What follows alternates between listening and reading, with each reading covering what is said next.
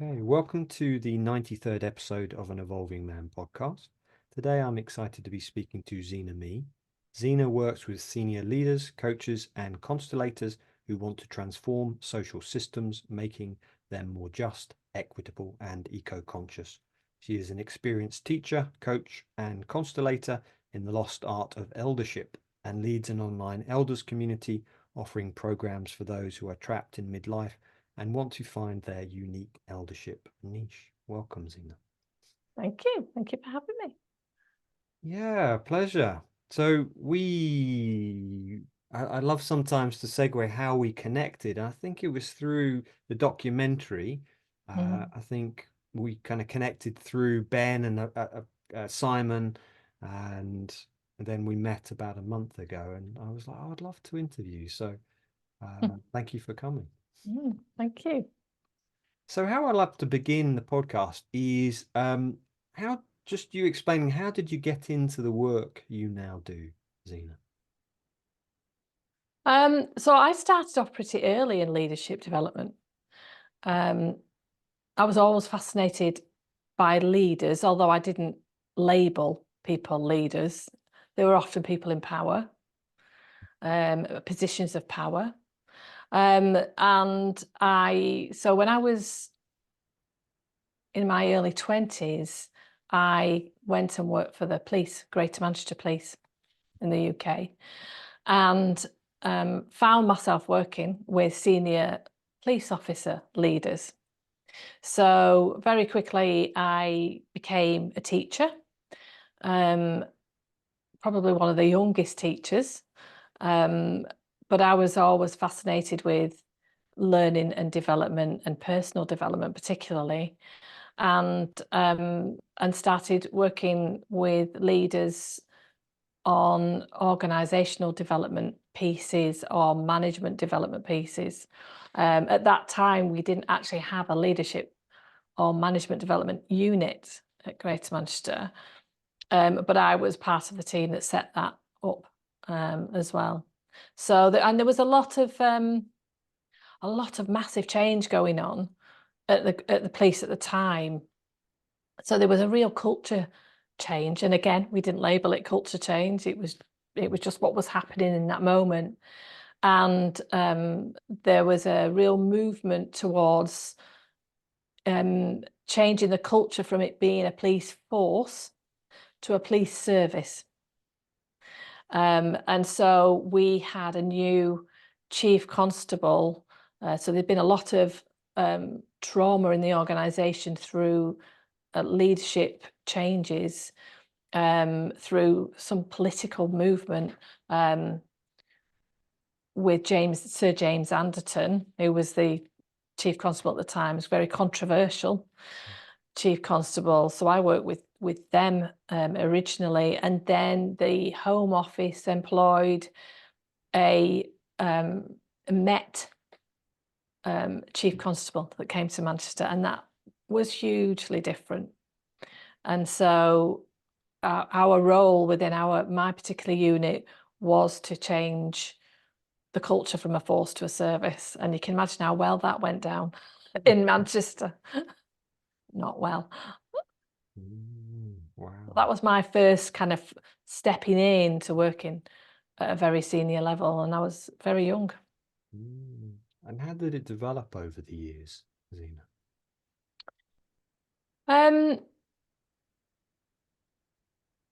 I suppose I became more and more curious about leadership, and again, without a label on it, because I was more interested in the people, I think, in these positions of power.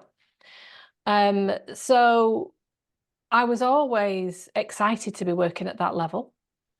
Things got done, things moved fast at that level. And also the police were very dynamic to work with. So if you came up with an idea, or I was very much a resource investigator. So I was always looking for what's new, what's innovative, what's happening. And at that time, the police were really open about allowing me at the time to bring new innovative ideas in to training and development and culture. So it was an amazing time, actually. There was plenty of money as well. I mean, I think there was a movement to be much more accountable. So that I remember we were going through kind of competitive tendering and all sorts of things like that at the time. So again, another culture change. But you know, the scope to bring things like coaching in, facilitation. We were very advanced in our thinking around facilitation and training and development of both civilians and police officers. So, you know, it went from being kind of talking at people or teaching them to more facilitative and experiential. And you know, we did very deep work, group work as well. So yeah, it was very, very exciting at the time, but very challenging to work with the politics.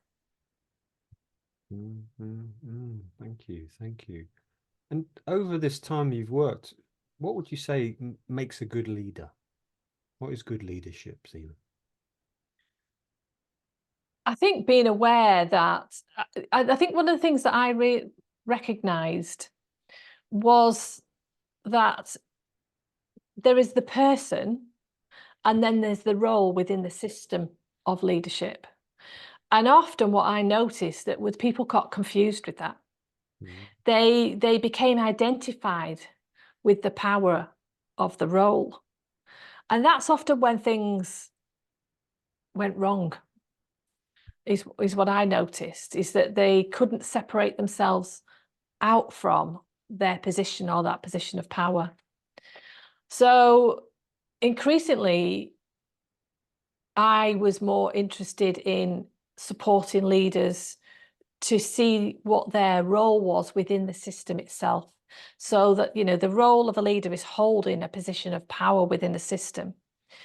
And what that means is that they are like the anchor point, the focus point for the system, and that they should be externally kind of looking outward rather than inward, and looking at what's emerging, what's happening in the outer environment, and therefore then translating that to kind of what would be needed to change or transform, or what kind of culture or behavior or values would be required to meet the emerging future.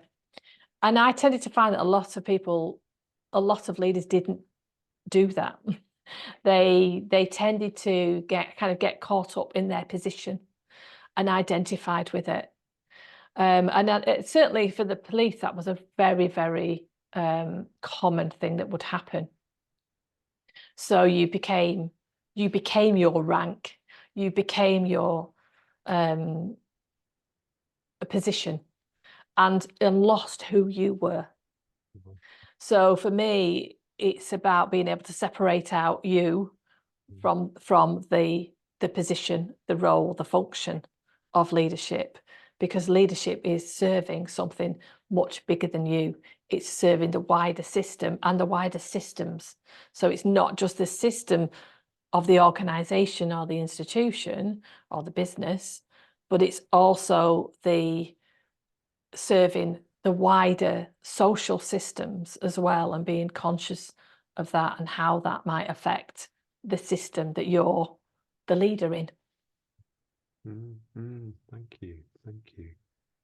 And serving the wider system. So I'm hearing service is one thing that makes up good leadership. What other things make up a good leader? Humility. Let's see. Yeah, but not making yourself bigger than. I do think people can very easily, I think as a leader, I think a lot of people project onto you things, you know, so that kind of, and obviously one of the things that we often do project onto it is this patriarchal parent figure. And so therefore one can sometimes step into making oneself bigger than others, bigger than the system, and nobody's bigger than the system. And actually, you know, that humility that's needed to know that we're not bigger than, because I think as soon as you get to that bigger than place, things then start to go wrong. Thank you. So service, humility, anything else that really you've noticed over the years that you've worked with leaders? I think not being too entangled in the system that you are in. I think what can happen is people become entangled in the system as a leader, and therefore are not necessarily able to make really good decisions that are right for the whole system. So that you may be making them right for you in your career, you may be making them right for the team that you working with, or your friendships on those teams, or your peers. You may be making it right for the shareholders, the board. And that's often when you don't see the wider systems that are operating. And so, and often it's because people as leaders have become entangled in those systems. They can't separate themselves away from them because they're afraid. There's often a fear of losing reputation, and therefore feeling like my career will be over, and so on as well. And again, if you've identified with that position and the role in the system and systems, wider systems, it's very hard to then separate yourself away if you've made it so strongly or who you are. So there's who you are, and then there's a role that you hold, and it's being able to separate yourself away from those places. And for me, great leadership is being separate from the systems, being able to disidentify with them. And not an easy thing to do, but a very important thing to do in order to make good decisions for the whole.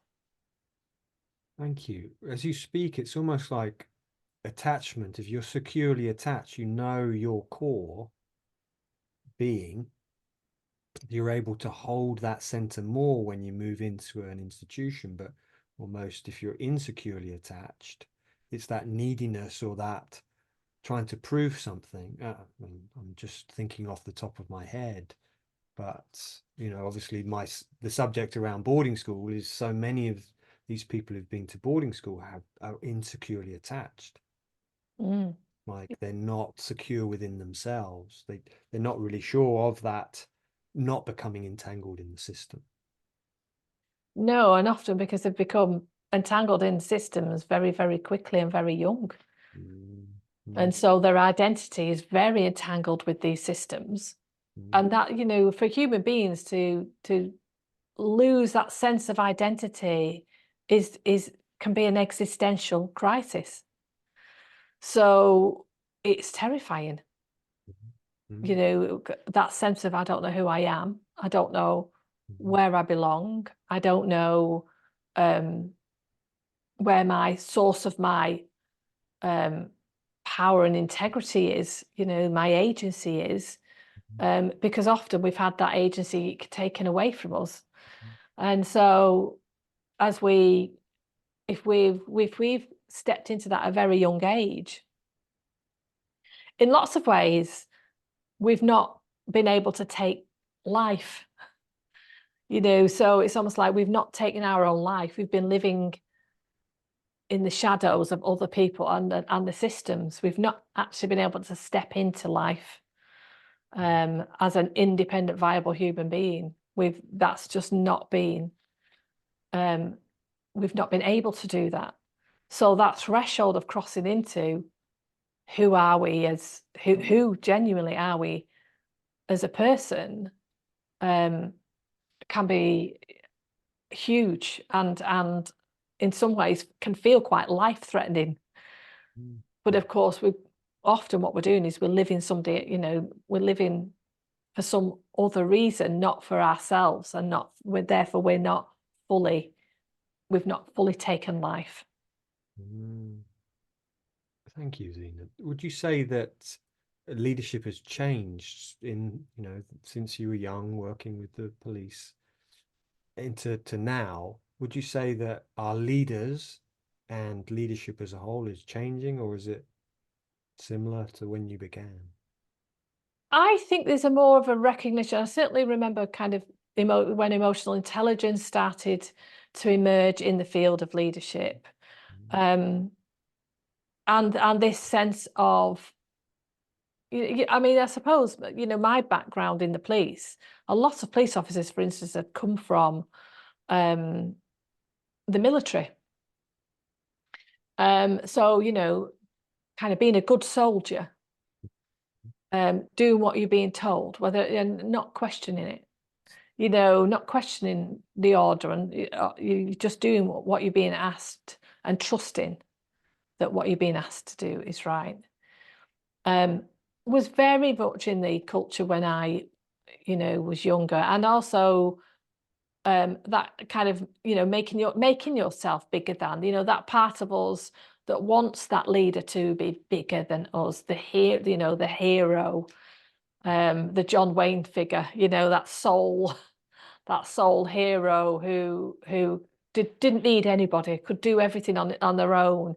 There was a lot of that kind of I saw in my younger career.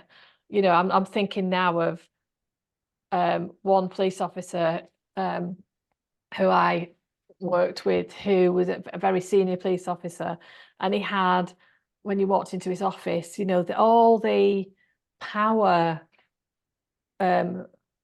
was kind of in the symbols of his office. He had a huge desk, a huge chair, and I saw police officers fight over sizes of chair because the size of your chair was very important, because it was all about, and we trained police officers in being able to project power. So how big your desk was, how thick your carpet was, how big your chair was, how big your office was. All that was really important. And this particular police officer, I never forget going to see for the first time as a kind of a very young trainer, was he also had this huge painting of himself on a horse behind his desk.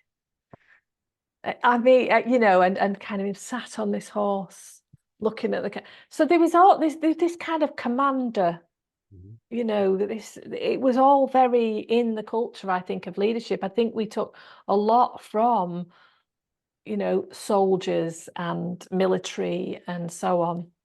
And of course, we've gone through fashions of, and it's still around now. Athletes are another one now. Sports people who conquered Mount Everest. We've still got that lone hero, inflated figure, I think, around. And then when emotional intelligence started to emerge as being something that was important to leadership, so Daniel Goleman's book about emotional intelligence, and particularly I think the book around the new leaders, and now that came out around kind of the late 90s. So I'm talking about the early 90s to the late 90s. And the late 90s suddenly kind of started to bring in coaching, counselling skills. So some of the softer skills, as they used to say, kind of came into play.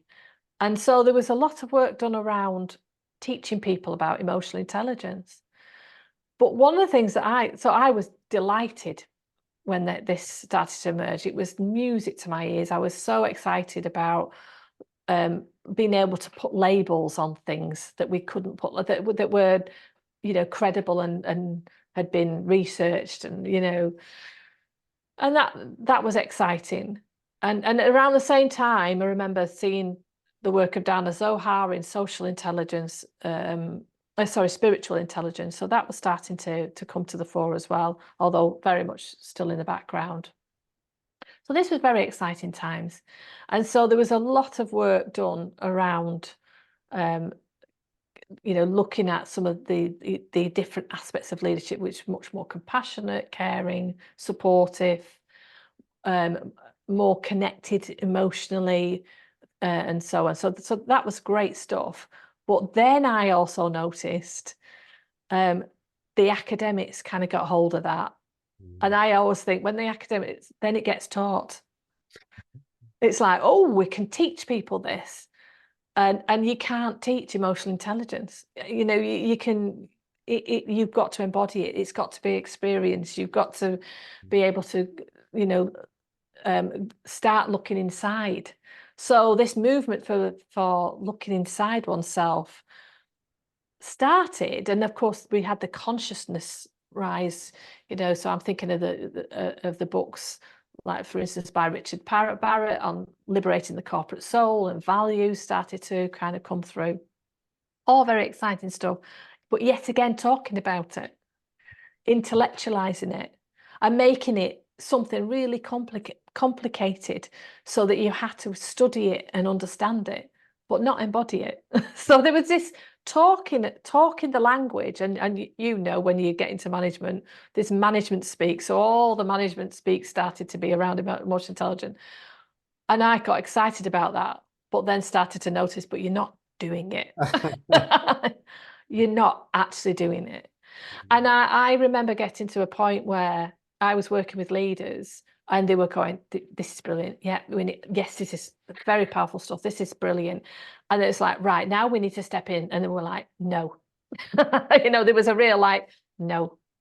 And so one of the things I noticed that they still preferred to deal with what we used to call the easy stuff: restructure, reorganize, you know, do that. And then when it came to some of the more challenging stuff, so if you like, the harder stuff was the softer stuff, they would often leave their positions. So I remember around this time, some of the statistics, I don't know what they are now, but some of the statistics were that leaders, chief executives, were only in position for about 18 months. And it's like, for that very reason, because they came in, restructured, reorganized, and then left. So when it came to doing kind of the much deeper work, the more cultural work, they would gone. Around that time, I was working with GE as a consultant, and they done an exceptional piece of work, actually. Jack Welch at that time, who was, you know, very much revered as a brilliant chief executive at that time. And that's GE, General Electric. General Electric, yeah. So Jack Welch became, you know, a guru within the leadership space. Everybody talks about Jack Welch. And so I was doing some consultancy work for them at that time on leadership. And they'd done a really brilliant collaboration with Stanford University on building what they call the change acceleration process. And so they were kind of looking at their processes and streamlining and efficiencies and all those kind of things. But at the same time, they were teaching all the leaders things like facilitation skills. So they were actually starting to skill them up in being able to get groups to collaborate, to be able to work with groups. Most leaders I work with can't work with groups. They can work with people on an individual basis, but where they're terrified is working with groups. So that's one of the areas that, if you like, that I noticed Jack Welch and that strategy seemed to really take flight really at that time, because they'd got these processes, and it was all about facilitating. It was understanding change. It was understanding how to take people on a journey. It was about values. So you had to sign a values document to commit to the values of GE, and so on. It edged on the cultish, you know, because you know, there was always that element I found in American business of cult, that where we're right on that edge of the religious cults, and you see that in all the documentaries about these big corporates, don't you, in America, you know. So I remember them trying to bring to Europe, wearing a GE cap and swearing allegiance to GE every morning and singing, and of course that quickly disappeared out of Europe, because it was like, no, we're not having that. The Italians and the Greeks were like, get lost, we're not doing that. So you know, it didn't kind of, it tried to go that far, but it didn't go that far. And that was very clever. They called it the CAP program, the Change Acceleration Program, was very, very clever. But I also noticed that when he went, so when Jack Welch went, it not been left in the system of the culture. So what actually happened was it seemed to lack heart and soul, really. And so therefore then it just became a process, and it started to fall away. It started to lose ground, and it was just kind of, well, just put people through it. And it was like, well, that's not going to work, because of course, as well, once it gets to a certain level within a culture, what you find is people kind of want it to go deeper. And so when they were starting to go much deeper with these tools and techniques, there was nothing there to support it in the culture. So because of course then you got rebellion. And these were peddled out as transformational tools, and potentially they were. But the leaders hadn't got the capacity to hold transformation, because they'd never experienced it for themselves. So they'd never been through rites of passage work, for instance. And that's the biggest problem that you find, is that the leaders have not been through rites of passage. So in lots of ways, we're still dealing with kind of teenagers or young people. So how can they take an organization or a culture or a social system or a country through a transformational process if they've never experienced it themselves? It's like, it's terrifying. How could you do that? You can't. So, and if you're that, if you want to be the John Wayne, all-conquering hero, it's like potentially you might die. So it's like, I ain't going to do that. And so it just kind of gets churned over, and then the new person comes in and goes, I've got some new ideas. And it's, of course, that's why everybody goes, and it's the same thing we've done. We've tried this already. So, and I started to recognize that they'd not done that work. They'd not been through that transformational process. And at that time, neither had I. So I realized that, if you like, we were all stood on a cliff edge, and I'm going, come on. And they're going, no. And I realized I hadn't been through that either. I was still a young woman, and I hadn't been through my own rite of passage. So it's like, yeah. And so that's where my work began, in exploring my own rite of passage in leadership. Thank you. Fascinating story. Do you feel that these leaders are now stepping up? They're moving into that space of transformation? No. Okay. No, sadly, I don't. And I think that there's for a couple of reasons. I did worked at a business school for a couple of years, and I genuinely hoped that what was being advertised as he didn't say it was a rite of passage program, but it was designed as one. That we would be doing that work, because I think this is it. The business schools are still very, very attached to the old paradigm of leadership. They might intellectualize and write books about, new leadership and so on, but when it comes to actually putting that into practice, they're still not able to apply those to the system when they go back to work, for instance. And so this is one of the things that I discovered, that having now gone through my own rite of passage, being able to guide other leaders through that rites of passage was brilliant. But when they went back to the workplace, there was no system there to support them in it. And the business schools had no structure either to support them with it. So it was like it withered on the vine again. So I think we know about it, but there's too much still attached to keeping things the way they are. Kind of being able to, because of course we have to give up the system as it we'd have to make sacrifices. And often those sacrifices are too big for people. Which is interesting, because if we come back to servant leader, that's essentially what you do, is we sacrifice.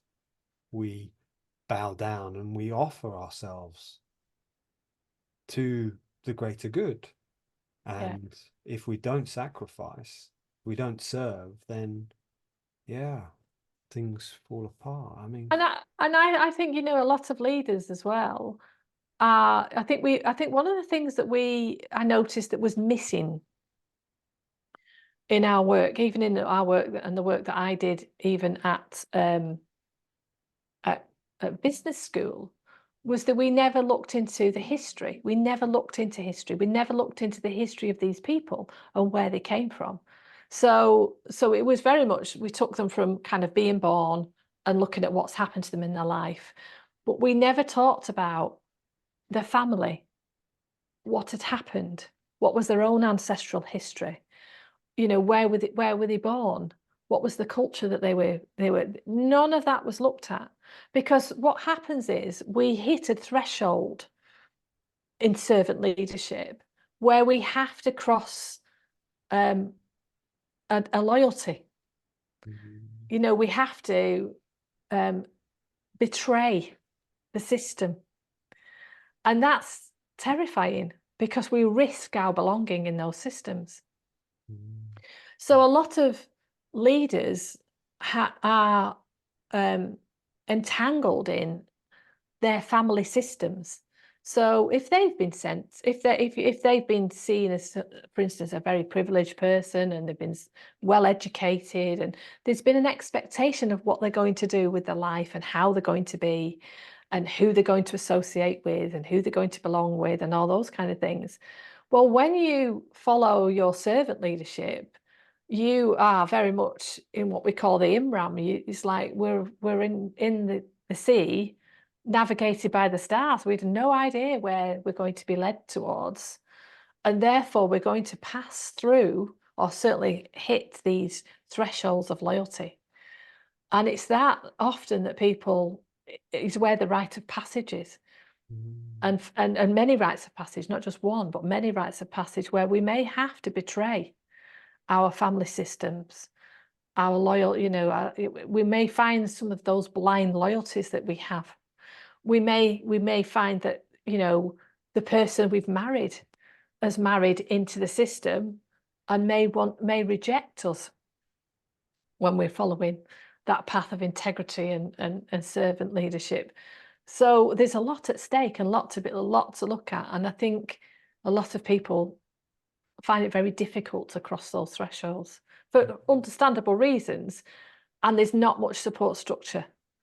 So, that's one of the reasons I set up the eldership community, because we need community in this. I think one of the myths of leadership is that you do this on your own, and you don't. You need others to be able to support you in that. Which I feel, coming back to the boarding school thing, is that's one of the key lessons we learned at school, was you have to do it all on your own. Yeah. An army unto, you're an island unto yourself. It's like, and I've seen that with David Cameron or Boris Johnson in Europe. They couldn't form relationships with other people in Europe, whereas someone like John Major, he was able to have a kind of a relationship with Helmut Kohl, and he managed that transition into Europe. And I see that, and John Major didn't go to boarding school, whereas Boris Johnson, David Cameron did, because we learn to disappear inside ourselves. I mean, and they're being loyal to their educational system. Yeah. It's in lots of ways we're indoctrinated by these systems, and if these systems, if our sense of who we are is so attached to that system and to that school, for instance, therefore, do we want to be the one that betrays that? And even though it's not a conscious thing, it's something we feel. It's a felt sense. It's not. And I think this is where we're moving now. I think we're moving much more deeply into the system of understanding what the felt sense is. So, we talk a lot about somatic work now in leadership, which we never did before. So it's because actually it's often a felt sense where we feel like this makes logical sense, making relationships in Europe, yet there's some part of me saying no to that. And if I don't know what that is, and I can't go and explore it, because it's a somatic feeling, it's a felt sense.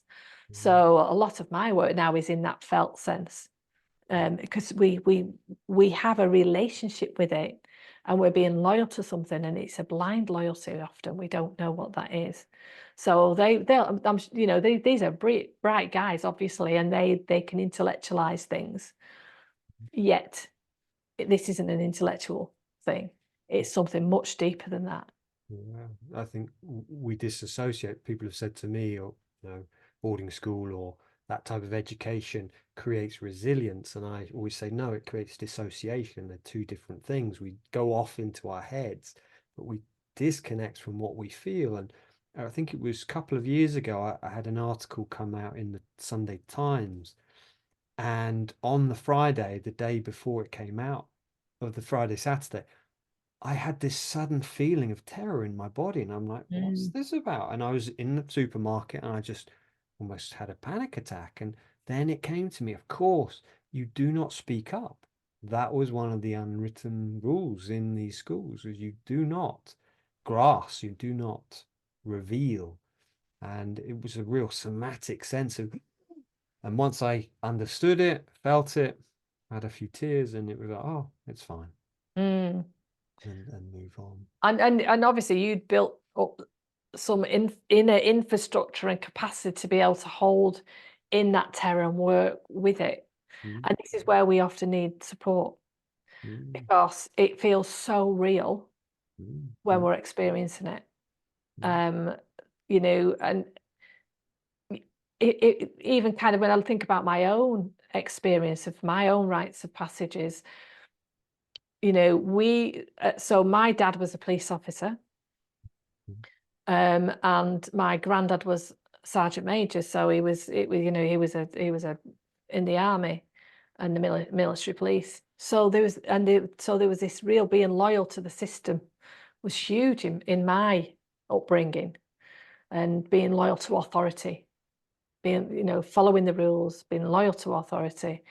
And when you join the police, you sign the Official Secrets Act, but nobody talks to you about what you're signing. So there's that kind of, I'm not allowed to say anything. But of course, the Official Secrets Act has its purpose in terms of making sure you're not going to say anything or do anything that's going to potentially create a problem for a criminal case or so on. In order to endanger the public or to endanger people who are involved in whatever. But nobody says that to you. So if you've signed the Official Secrets Act, you believe you can't say anything about anything. Ah, So oh, it kind of locks you in. It's and I think that it's a fascinating thing about what we've unconsciously vowed to agree to. And it's only when you hit those moments of terror, Piers, do you know? It's almost like, what contract am I um, reneging on? What contract am I breaking here? And we have, this is part of our complexity. There's so many contracts that we unconsciously have to our parents, to our friends, to our schools, to our religious, attachments, whatever that might be. There's so many, and it's knowing and being able to work with those moments of terror or those moments of huge guilt or shame. That's when you're in an entanglement. There's a contract here that I've unconsciously said yes to. yeah, yeah. I'd love you to talk a little bit about rites of passage, if you're happy to share a little bit what that experience was for you. And Yes, yes, I'm more than happy. So I I think for me it was the first time I really understood this was after I separated from my first husband, and um, started to realize that I was in a really toxic relationship. And kind of finding my way out of that was a challenge, because the nature of the pattern within my relationship was common to my family system. So having this relationship was me being loyal to the system. So it was a familiar pattern within the relationships in my system, in my family system. And I remember thinking at the time when I was when and using in a way the rite of passage kind of started with me recognizing that, and this was a felt sense more than a conscious thing at the time, but I'd done lots of reading on emotional intelligence, social intelligence, but also working to embody it as well. So I'd done lots of personal development work on myself, and started to train and be in therapy and so on. So because I wanted to understand at a much deeper level how I'd ended up in this relationship, how I'd ended up here, what was this about. And I couldn't get any answers from it in my family system, because it was much more, well, you chose this person. So if you like, all the responsibility was kind of on me, and yet I could see pattern, that a repeating pattern in the dynamic, but I didn't understand it then. I didn't understand the whole concept of patterns and dynamics. So I started to go into therapy and look at that. I trained as an executive coach using Gestalt, so I did a lot of Gestalt work as well, and Gestalt groups, and I'd already done some Gestalt groups at the police, so I kind of understood the Gestalt cycle and so on, and getting much more into your felt sense. And so it was kind of that started the whole rite of passage off, I would say. Certainly not a conscious decision, but a curiosity. A curiosity as to what are these patterns, where are they coming from, and how have I got entangled in them? And so just holding those questions. And then a number of other kind of life events happened, that then kind of took me into and realizing that these leaders were also in patterns. And so it was that I realized that I needed to kind of explore, because one of my patterns was rescuing. So in lots of ways, one of the ways that I'd been drawn into the relationship was rescuing. So that was a key pattern for me, and still is. It's still a work in progress. But it was when I was starting to train as a coach that I recognized that if you like, it was more labeled. And of course, we did the work around psychotherapy and everything else. And through my kind of curiosity about transitions generally, so I came across the book of William Bridges' Transitions, and that at the time I was getting divorced, and that was an amazing book to read at the time. When a book lands at the right time, and it's almost like a map where you think, okay. And so kind of following that map, I kind of went deeper into a more spiritual place, I would have said, and kind of noticing much deeper synchronistic patterns as well, which was amazing. And so through that process, I then ended up going much more into a creative space, and finding also other very spiritual people, but in spiritual in a very grounded way, and much more looking at it from transforming social systems, transforming organizations. So I became part of a kind of a global group of people who were exploring in a similar way. Some obviously were further ahead than me, and ended up doing a one-woman show trying to make sense of it all. Of course. So yeah, so and that was a real rite of passage, because I just kind of threw myself into that and thought, okay, let's just do this. And that was about exploring niche, what my niche, and exploring this concept of presence and being. And if you just stay with that, where would the journey take you, rather than this rational planning? Little did I know that in lots of ways I was exposing my family system. Yeah. So using stories from my childhood, and telling them from a dissociated place.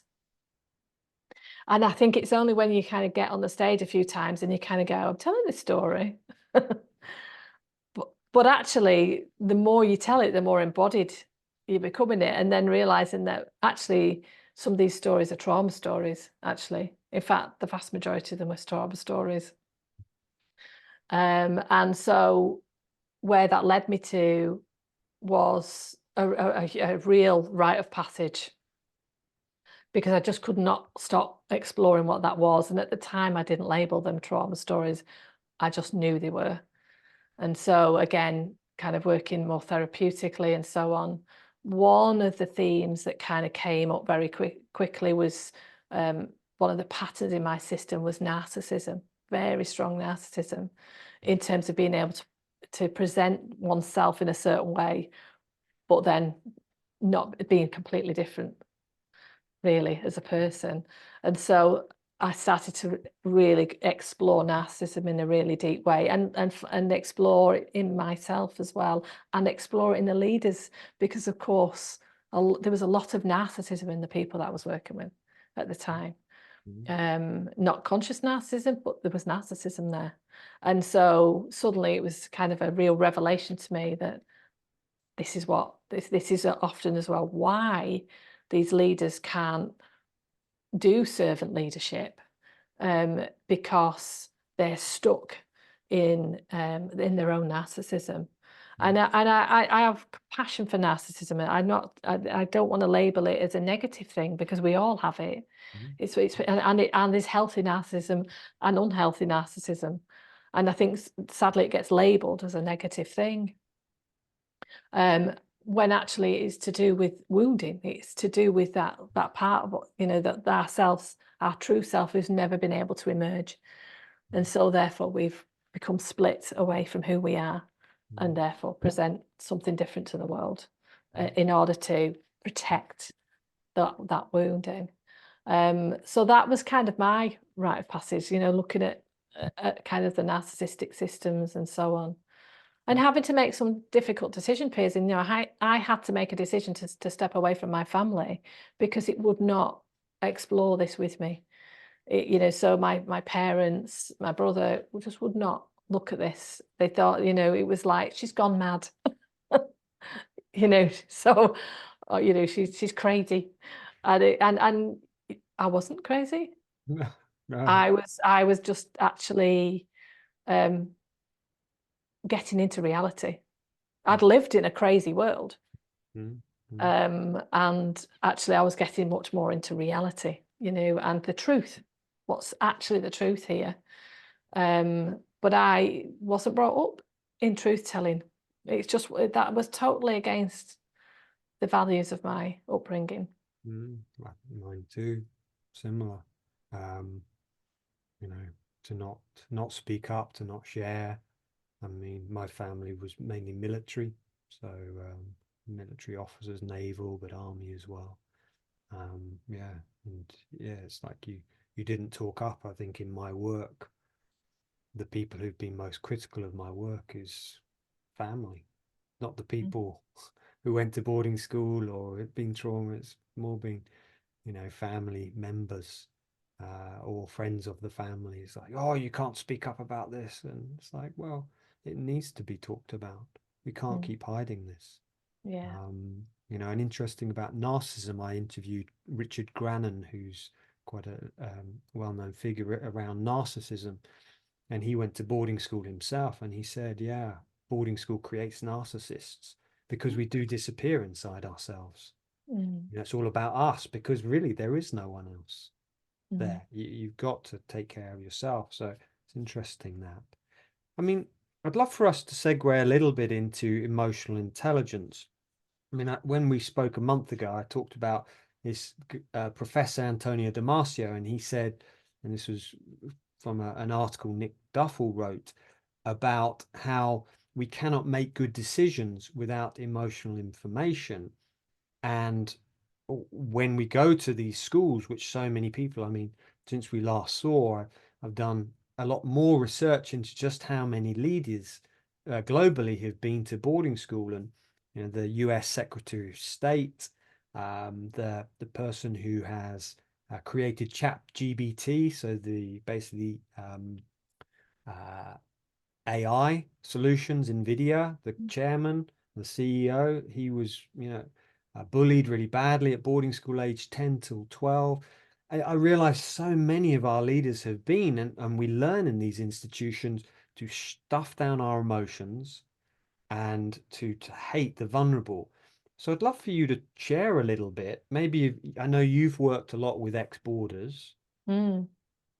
What the first of all, the importance of emotional intelligence is, and whether you've seen that or not in those leaders you've worked with.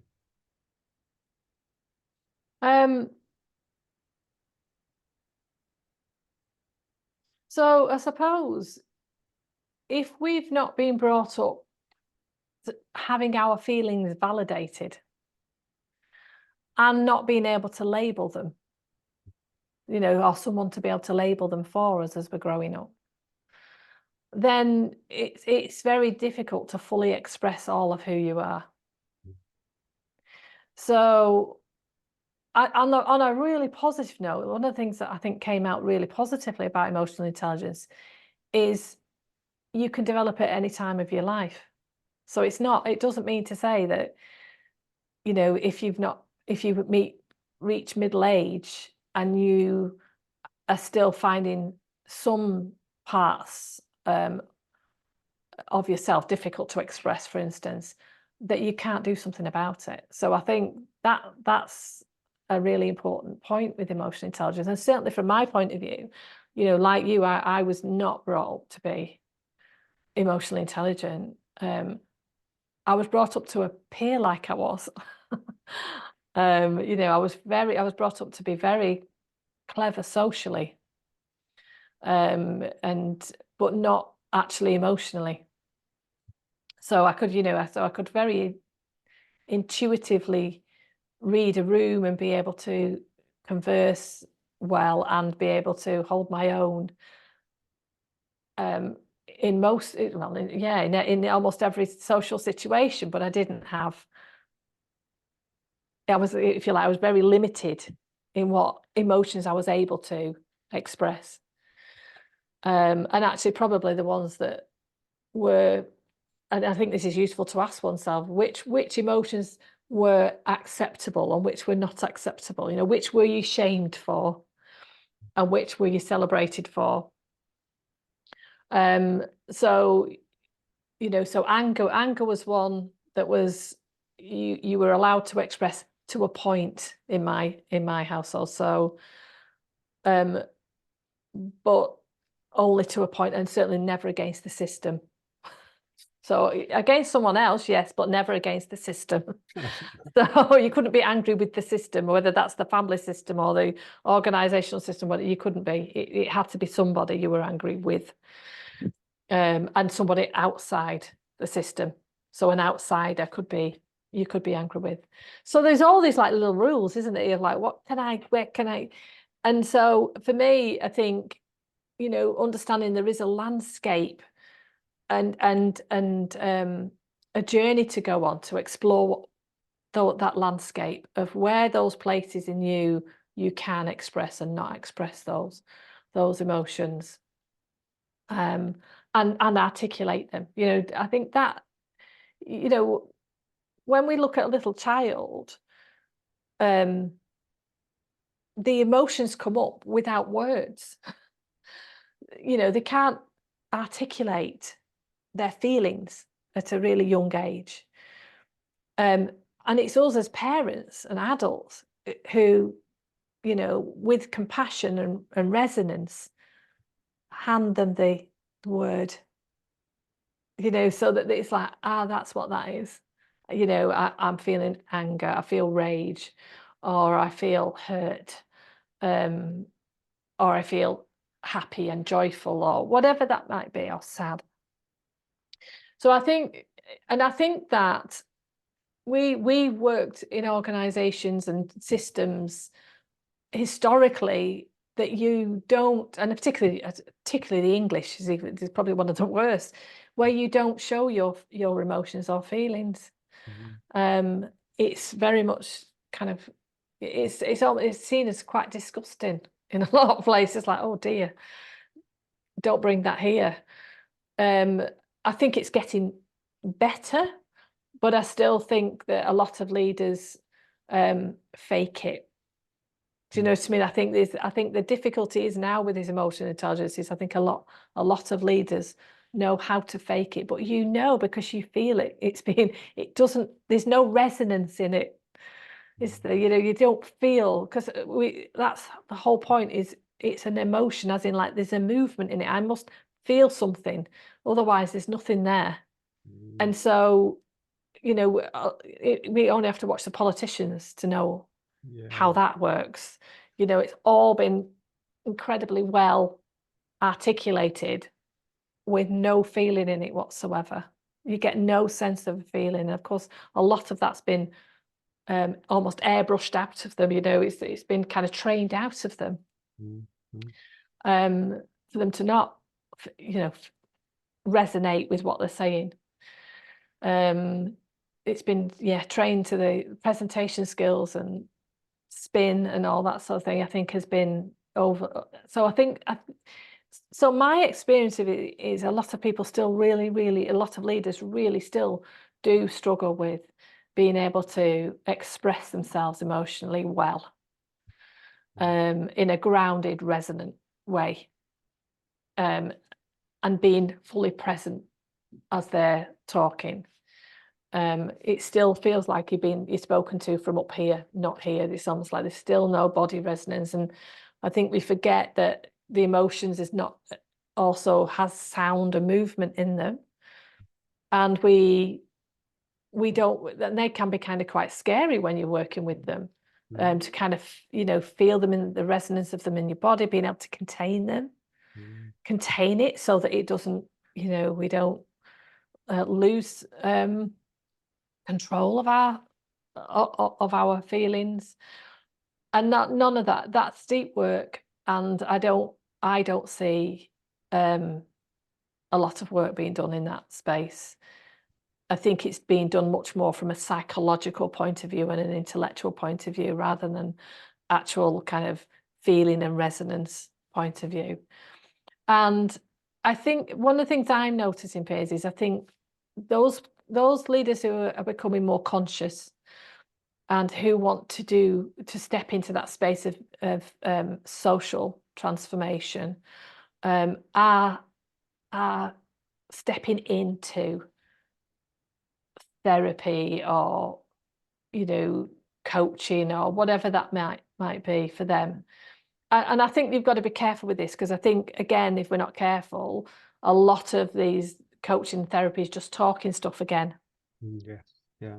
It's not kind of movement. There's a lot of trauma when we start looking at emotions, and I think there's a real fear of opening that up, because in organizations it feels very unsafe. Organizations are not safe places.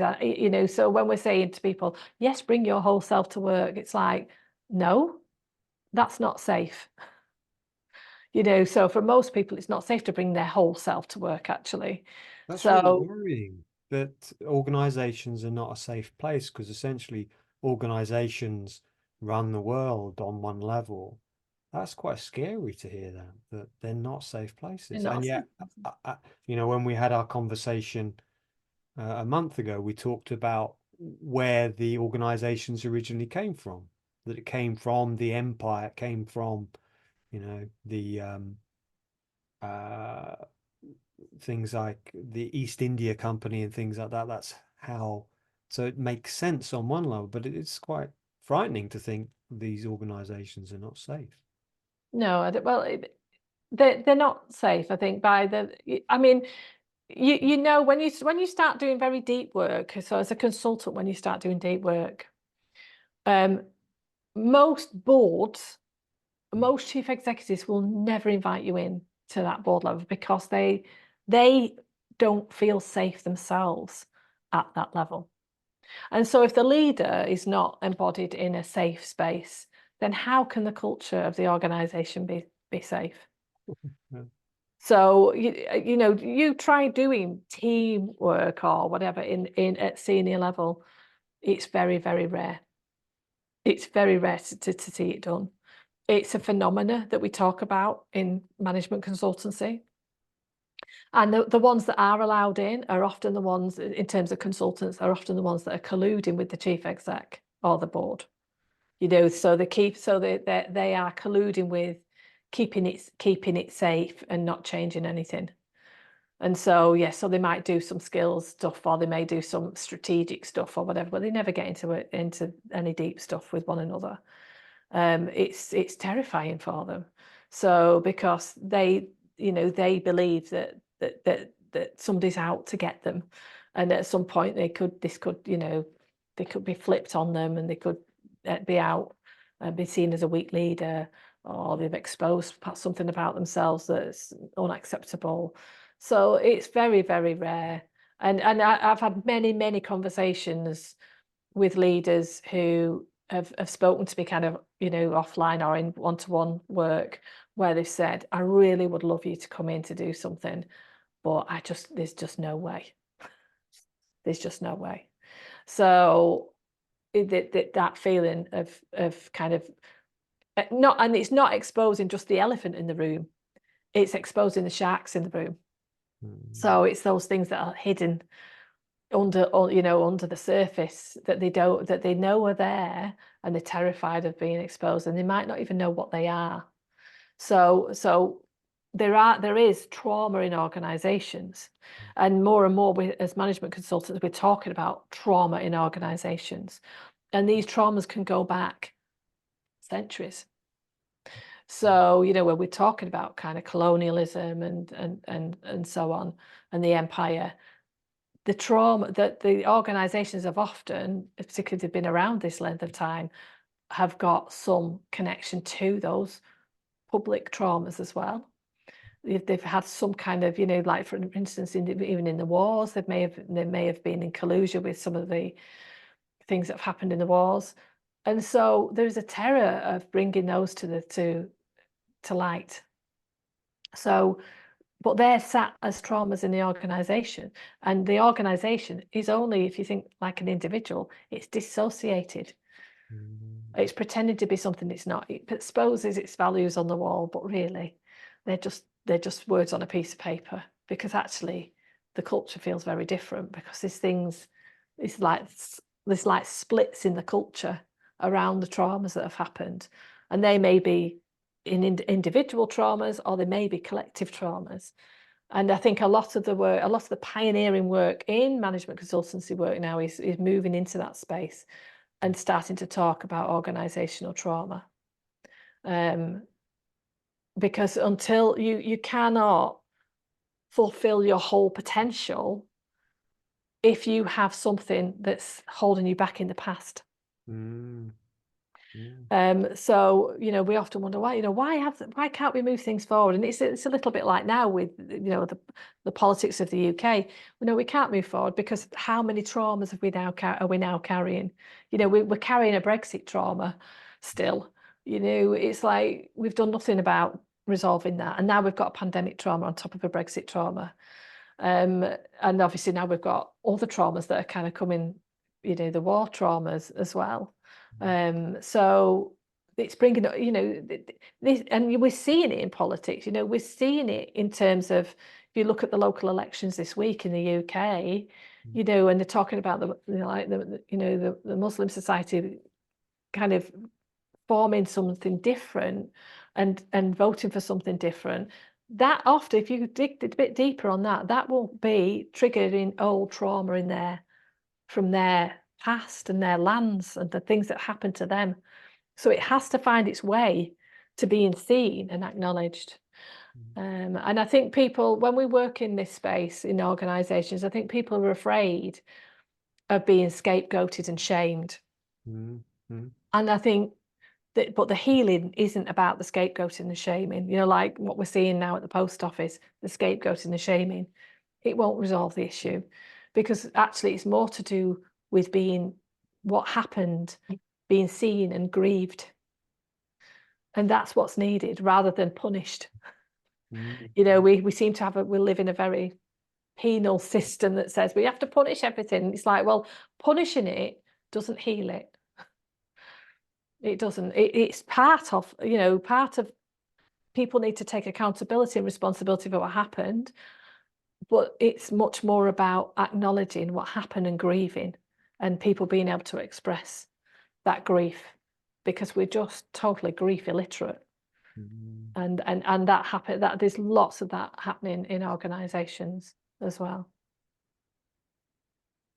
Thank you. And moving forward, is that really what we just need to be doing, both in leadership, but, you know, in companies, is being seen, acknowledged, grieving, anything else? Well, I think definitely, you know, one of the best things that can happen as a leader is for you to really understand organizational trauma and the need to grieve, because we don't do that. You know, if we have redundancies, people are grieving. And it's not just the people who are leaving are grieving, the people who are left behind are grieving.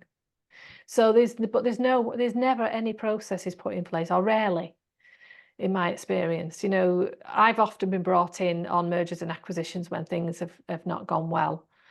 And you know, that when you go deeper, and the work that I do goes deeper into this, we often find that the way it's been done, the way these things have been done, has been based on that colonial thinking, that takeover, and we're bigger than you, so therefore we're better than you.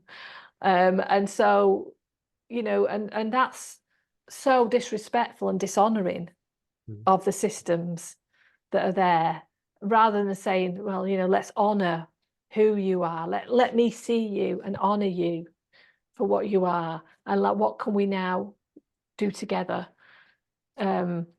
That's emotional intelligence, that's social intelligence, that's spiritual intelligence. But a lot of leaders haven't got the capacity to be able to do that.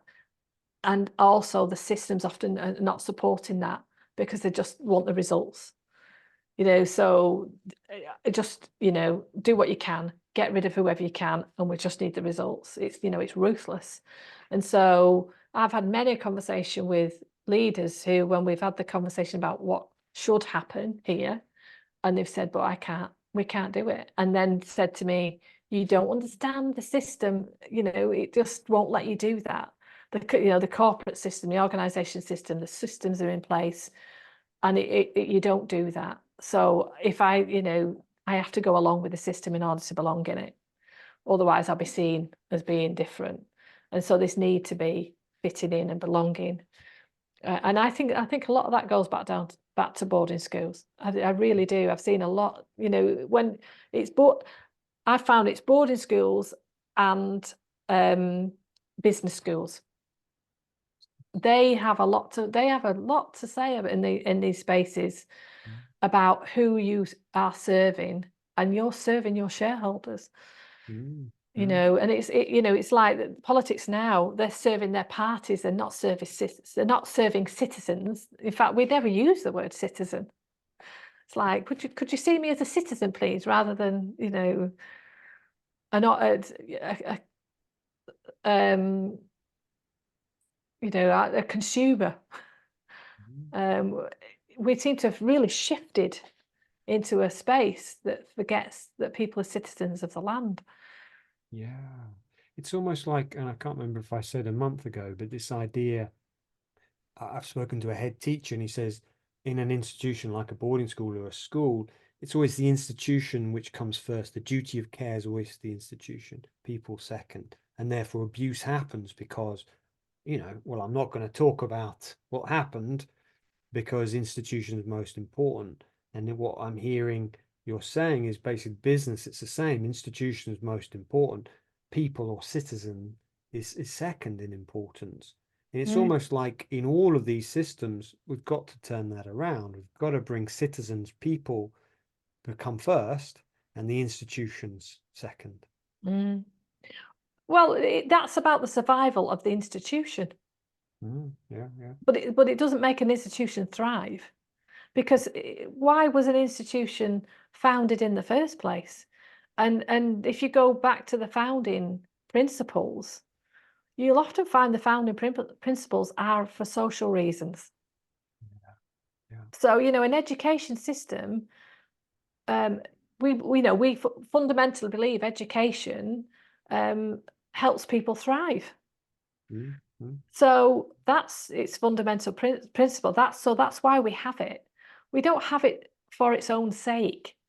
No. And so we've lost so that, again, when we do deep work in an organizational system, it is going back to those founding principles and finding out what were those founding principles and in what order did they come, to me. So was it to make a better society, or was it to educate people for organizations, so we could put them into jobs in organizations? It's like, what are the founding principles?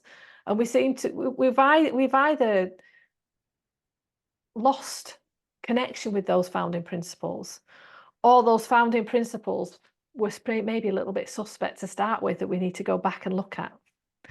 As in, like, so, a philanthropist might have come along and gone, oh, I definitely want to help, young boys who have lost their families and are living on the streets. Why?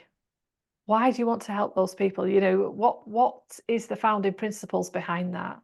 And is that because you feel guilty because you made a fortune off the back of slavery? Do you know what I mean? And is this you kind of paying your dues? You know what I mean? I think we kind of just accept these things without questioning them much deeper as to what was driving those founding principles. If that philanthropist was also a boy on the street who somehow was lucky enough to have someone who came along and supported their education, and therefore feels that they also then want to come back, that's a very different energy in a system than it is if it's coming from a position of guilt. So it's, or trying to kind of pay your dues back because you feel ashamed. Maybe there's some part of you feels that ashamed of how you've made your money. Because how we make money is really, really important. It isn't just a case of how much money we make, but how we make it is also important too. And I think we've lost that in organizations. I think that's everything. It has to be everything, how we make the money. Because, if it's not skillful, I feel so many companies nowadays, are not necessarily doing it in integrity, going to third worlds, drawing resources out, which are polluting areas, but we're not looking at it, we're not exploring that. I feel, yeah, for me, it's so important how we make money. And doing social responsible projects, to tick your box of social responsibility, that's no good if what you're doing on the other side of things is exploiting people and exploiting, humans and land and resources. So it's like one does not balance out the other. And I think this is part of the much deeper questions that leaders are having to face into now, is to kind of, where's our integrity in this, and what are these founding principles? What our leading principles? Because we don't tend to question that or think about that at a much deeper level. I think there was a lot of work done in presenting them and writing them and strategizing around them, but actually not actually going and exploring much deeper. What is this system, and who founded it, and why was it founded? Because these are really these are the kind of the roots, and it's about going to the roots and exploring the roots, and kind of bringing it all the way back into, like, even our family systems. It's like we have to go back into our ancestral history to really start to ask questions. And we don't necessarily get answers straight away, but they do come when we keep asking that question or we keep exploring as to where, where are the traumas in our systems going back that then led them to make those decisions, like sending children to boarding school or even sending them to that school. Where is this coming from? Because we've often lost contact with maybe what happened in the past that led people to think that that was the right way to go. And a lot of it is survival, not thriving, because it was surviving. They weren't even at a level of thriving. It was pure survival. Thank you. So I realized time. I'd love for us to for you to just share a little bit of vision. What is your vision moving forward regarding leadership? Well, in lots of ways, that's quite an easy question for me to answer. Only on the basis of I really pondered that on leaving my work at a business school, and this is where the eldership piece came in. So one of the things that was really evident to me working at a business school with senior leaders,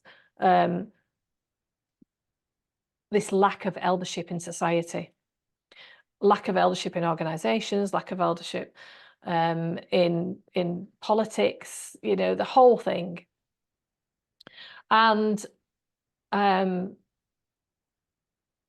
it's a function with which we have lost in our society. And this is not about old people.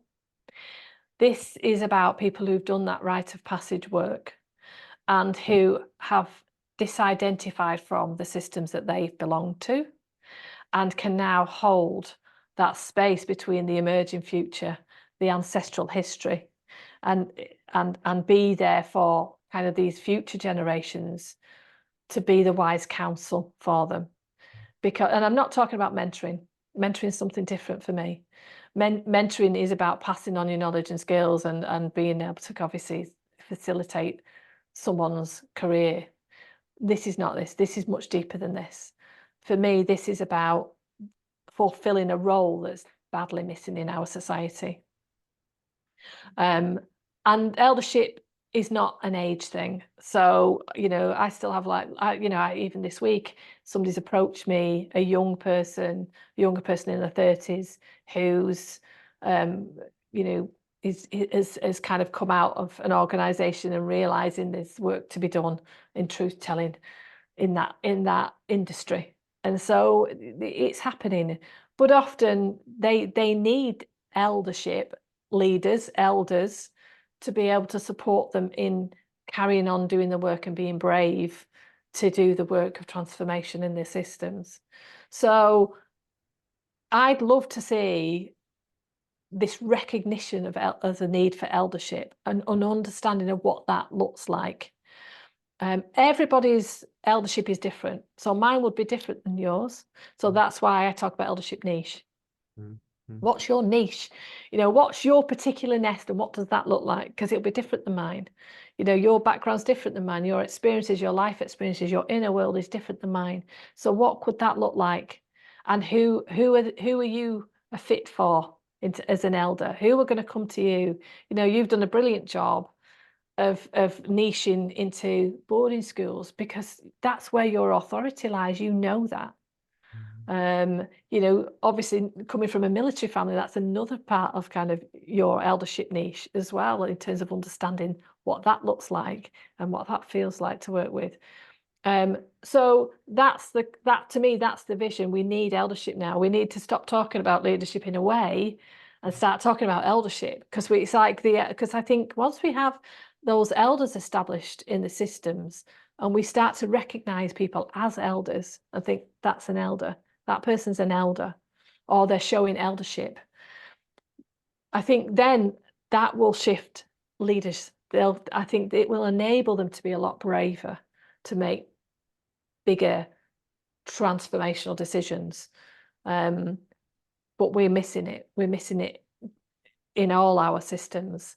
And so that's my rallying call really for people to step into eldership and see and be curious about what that might look like. And it could be eldership in your family. So I'm not talking about, if you want to do it on a big scale, brilliant. If you want to do it in the family, brilliant. But we need elders and desperately, because the way the world is at the moment, it's like we're lost. We're very, very lost, and things are collapsing. And therefore we need those elders to reimagine something new. So those elders will also be part of that, supporting leaders in reimagining and recreating something new as well. Beautiful vision. My wife talks about eldership a lot, and she mentioned the Native American tribes that often if they had a big decision, the tribe, they'd go to see the elder women, the grandmothers, they'd call them, and they would sit with it and they would come up with a decision. And I was like, oh, that's really beautiful. And there's another saying, I think I mentioned that a month ago, is, whatever decision we make, how is it going to affect the next 7 generations? Yeah. Rather than the next 3-month quarterly statement. Yeah. It's that. And I think I'm a big believer in the 7 generations idea. But also one of the things that we often forget is that when we do the work now, we also heal backwards. So we also heal the generations. Our ancestors are part of who we are, and they thank you for doing the work that they couldn't do. Because they often didn't have the resources that we have today to be able to do what we can do. So, and I think sometimes we forget that. They were surviving in the systems that they were in, and so us doing the work now means that they also thank us for the work, because it pays backwards as well as forwards. Yeah, beautiful. So how do people find out more about you and your work, Zena? Well, you can find me on LinkedIn, Zena Me on LinkedIn, and we have a new website up about eldership. So that's in progress, but you can find that at zename.co.uk as well. And you can join our eldership community, which is a free community to join. And we meet every month on the last Wednesday of every month for an hour. And it's a global group of people. It's not just the UK. We've got people from all over the world who are part of it. And we do kind of programs and practice groups and all sorts of things in terms of eldership, but we are an eldership community, working to find and identify our niche. Beautiful. Well, thank you so much for your work. It's been a pleasure speaking to you.